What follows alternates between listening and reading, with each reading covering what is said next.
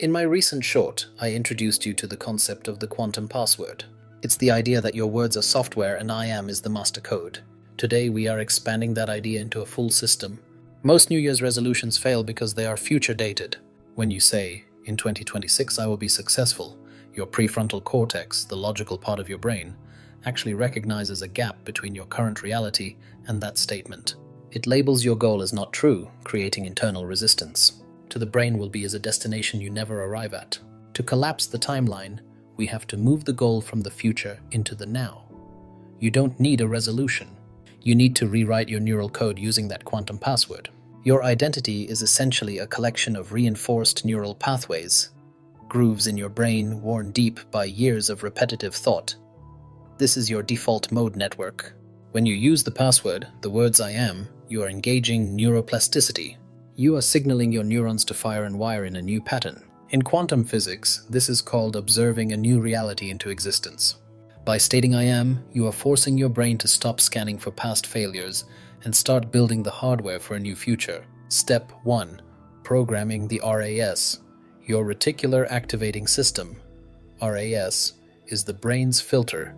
It only lets in what it thinks is important. Give it a specific I am password. Don't say I am rich. Say I am the person who sees and seizes high-level opportunities. Now, your filter is programmed to find them. By defining your identity, you instruct your brain on what data points to prioritize in your environment. Step 2. Sensory convergence. The brain can't distinguish between a vivid memory and a vivid imagination. When you state your password, involve your somatosensory cortex. Feel the weight of your new reality. What is the physical sensation of your success? Is it a straight posture? A steady heartbeat? This makes the quantum state feel real to your nervous system, bypassing the doubt that usually accompanies a new goal. Step 3. The dopamine bridge. Every time you make a choice that aligns with your new identity, your brain releases dopamine. This rewards the new neural path.